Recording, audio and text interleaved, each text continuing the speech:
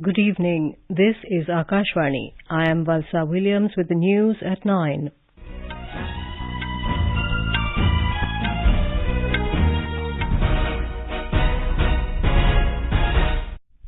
The headlines.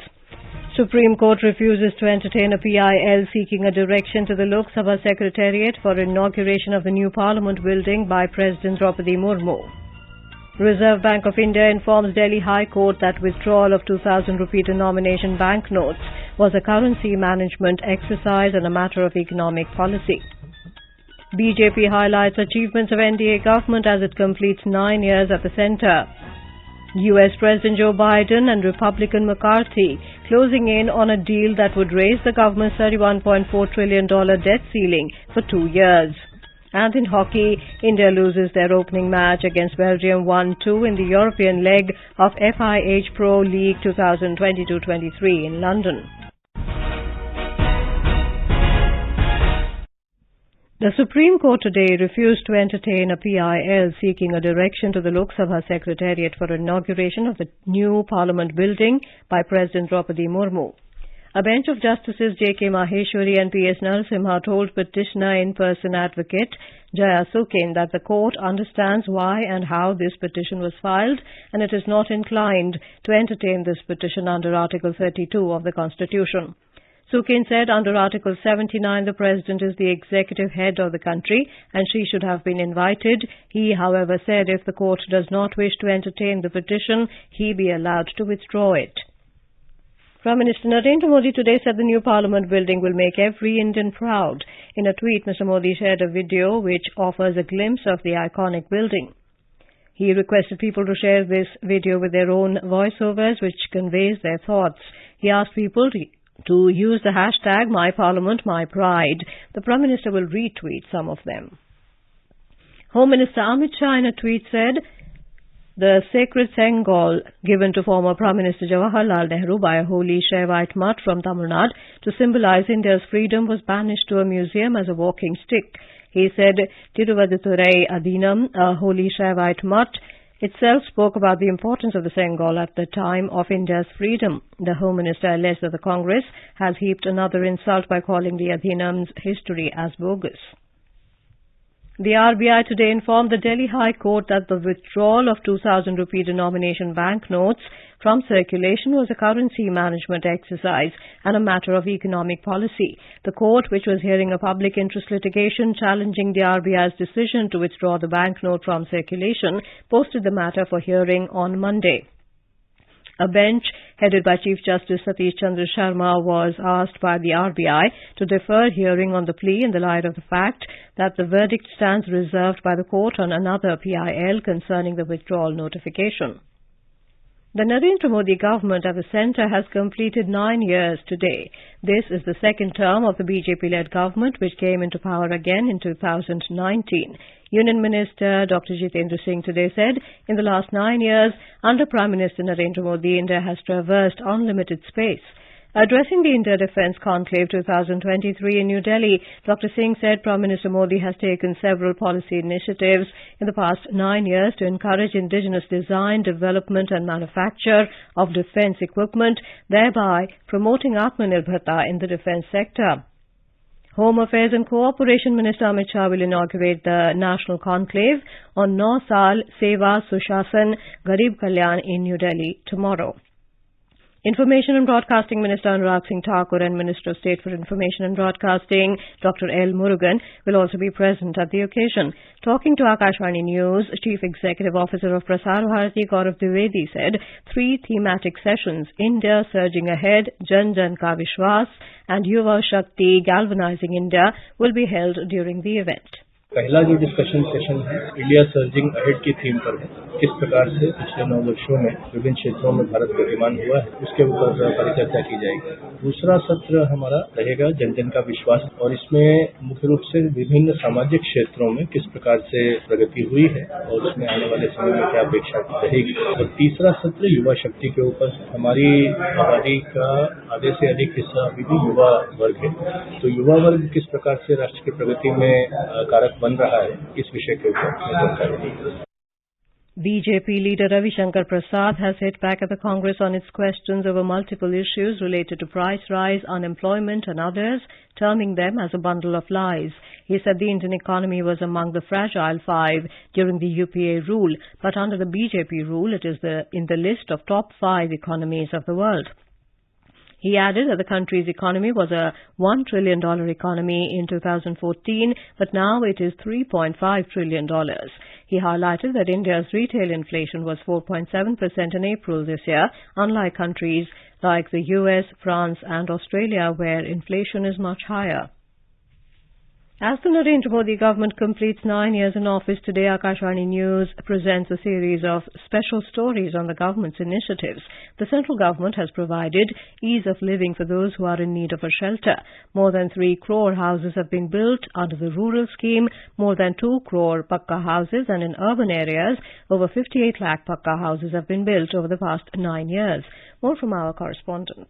Pradhan Mantri Awas Yojana was launched by Prime Minister Narendra Modi on 25th June 2015 and is available for the deprived in the country. In Tamil Nadu, in the hilly district of Nilgiris, the housing scheme has been a boon to the people living in the hard terrain. Since 2016, 675 tenements have been built. Sunil, the Panchayat leader of Sri Madurai in Nilgiris, said that out of the 78 houses sanctioned for the scheme this year, 40 units have been completed and 482 people have been identified for the scheme. Pramod, a beneficiary, said that he is grateful to the Prime Minister for taking efforts to provide housing for the poor. Girija Manikandan, another beneficiary, said that she did not have a shelter, but now under the scheme she was able to build a house. என் பேரு கிரிஜா மணிகண்டன். நான் வந்துட்டு ஸ்ரீமேர பஞ்சாயத்துல இருக்கேன். எங்களுக்கு வீடு இல்லாம இருந்துச்சு, ரொம்ப காலமா ரொம்ப கஷ்டத்துல இருந்தோம். இன்னொரு குடிசையில எங்களுக்கு வந்துட்டு இப்ப வீடு பிரதம மந்திரில புது வீடு கட்டி கொடுத்திருக்காங்க. பிரதம மந்திரிக்கு நன்றி. With inputs from Mail Wagner, Joy reporting from Chennai. King of Cambodia Norodom Sihamoni will be visiting India on his maiden state visit from the 29th to the 31st of this month. Briefing media in New Delhi this afternoon, Secretary East, External Affairs Ministry Saurabh Kumar said the visit marks the culmination of the celebrations of the 70th anniversary of diplomatic relations between India and Cambodia. The visit of His Majesty the King will be an opportunity to consolidate and strengthen our relations. The visit has a strong symbolic value. It would also contribute to our efforts to add greater content to our trade, economic, defense, culture and people-to-people ties. Interaction at top political levels provide a momentum to relations, and the visit of His Majesty would also do the same. Our correspondent reports India and Cambodia enjoy warm and friendly relations marked by civilizational, cultural and economic linkages and deep-rooted people-to-people ties. This is Akashvani giving you the news. For quick news updates round the clock, follow us on our Twitter handle at AIR News Alerts. The Rail Ministry today said that a fictitious message is being circulated in media regarding recruitment for 9,000 posts of constables and sub-inspectors in the Railway Protection Force, RPF. In a rebuttal, the ministry informed that no such notification has been issued by RPF or the ministry on their official websites or through any print or electronic media. The Supreme Court today granted interim bail till the 11th of July to former Delhi Minister Satyendra Jain on medical grounds in a money laundering case being probed by the Enforcement Directorate. A bench of Justices J.K. Maheshwari and P.S. Narasimha allowed Jain to undergo treatment in a hospital of his choice and asked him to produce medical records by the 10th of July. It directed Jain not to talk to the media during his interim bail period. Senior advocate Abhishek Singhvi, appearing for Jain, said the former minister is suffering from a spine problem. Union Minister of Coal and Mines Prahlad Joshi will inaugurate the first mining startup summit in Mumbai on the 29th of this month. The summit is being organized by the Ministry of Mines in collaboration with the Indian Institute of Technology, Bombay. The summit will be mainly focusing on innovation and techniques that will support and improve the performance, safety and help in building autonomy in the field of mining and metallurgy. United States President Joe Biden has said progress has been made in talks with top congressional Republican Kevin McCarthy over the U.S. debt ceiling. The pair aim to reach a deal on raising the government borrowing limit for 2 years so it can keep paying its bills.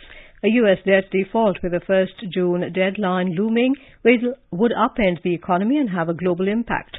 As per media reports, a U.S. official has said President Biden and Republican McCarthy are closing in on a deal that would raise the government's $31.4 trillion debt ceiling for 2 years while capping spending on most items. The officials said the deal, which is not final, would increase funding for discretionary spending on military and veterans while essentially holding non-defense discretionary spending at current year levels. A magnitude 6.2 earthquake struck Chiba Prefecture east of Tokyo, Japan today. Japan's meteorological agency said there is no threat of a tsunami. The agency estimates the epicenter was off the eastern coast of Chiba and the focus was at a depth of 50 kilometers. Tremors were reported over wide areas from the Kanto, Koshin and Tohoku regions to the Tokai region with intensities of 1 to 4. The agency said intensities more than lower 5 were felt in the Kanto region, including Tokyo and Chiba, for the second time this month. The commander of the Sri Lanka Navy, Vice Admiral Priyantha Pereira, who is on a 3-day official tour to India today, visited the Southern Naval Command in Kochi. The visiting dignitary interacted with the Flag Officer Commanding-in-Chief of the Southern Naval Command, Vice Admiral M.A. Hampiholi and Rear Admiral Sushil Menon, on improving maritime collaboration and on strengthening training engagements. 33 supporters of former Pakistan Prime Minister Imran Khan have been handed over to the army to face trial in military courts on charges of attacking armed forces installations. The 33 accused are among the thousands detained since the arrest of the Pakistan Tehreek-e-Insaf PTI chairman on the 9th of this month sparked violent protests across Pakistan. Cricketer turned politician Imran Khan was arrested on graft charges, which he denies. The key domestic indices logged gains of about 1%, both stocks added amid mixed global cues. A report from the business desk.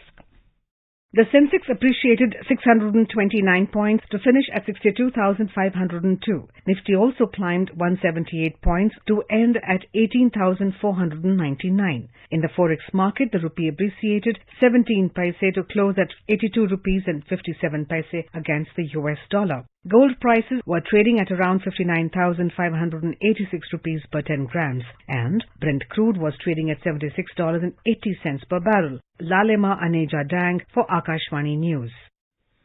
In men's hockey, India lost to Belgium 1-2 in the European leg of the FIH Pro League in London this evening. Both the teams were level 1-1 at the end of the second quarter. Belgium scored the winning goal at the fag end of the fourth quarter.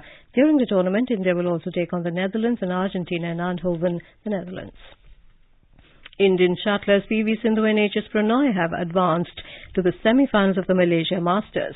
PV Sindhu, India's sole shuttler in women's singles, defeated Chang Yi-man of China in the quarterfinals. She will face 7th seed and world number 9 Gregoria Mariska Tunjung of Indonesia in the semi-finals tomorrow. Prannoy defeated Kenta Nishimoto of Japan. He will take on Christian Adinata of Indonesia in the semi-finals.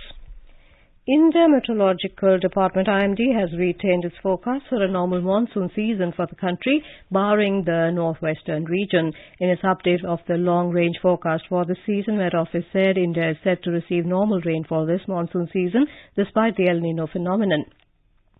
The El Nino phenomenon is set to return after a 3-year hiatus. Most parts of the country are expected to witness deficient showers in June, except some pockets in peninsular regions such as South Karnataka and northern Tamil Nadu, Rajasthan and Ladakh. Rainfall during June to September is likely to be 96% of the long-term average, with an error margin of 4% of the long-period average. And now, before we end the bulletin, the headlines once again. Supreme Court refuses to entertain a PIL seeking a direction to the Lok Sabha Secretariat for inauguration of the new Parliament building by President Droupadi Murmu. Reserve Bank of India informs Delhi High Court that withdrawal of 2,000 rupee denomination banknotes was a currency management exercise and a matter of economic policy. BJP highlights achievements of NDA government as it completes 9 years at the centre. US President Joe Biden and Republican McCarthy closing in on a deal that would raise the government's $31.4 trillion debt ceiling for 2 years. And in hockey, India loses their opening match against Belgium 1-2 in the European leg of FIH Pro League 2022-23 in London. That is all in the news at 9. Good night.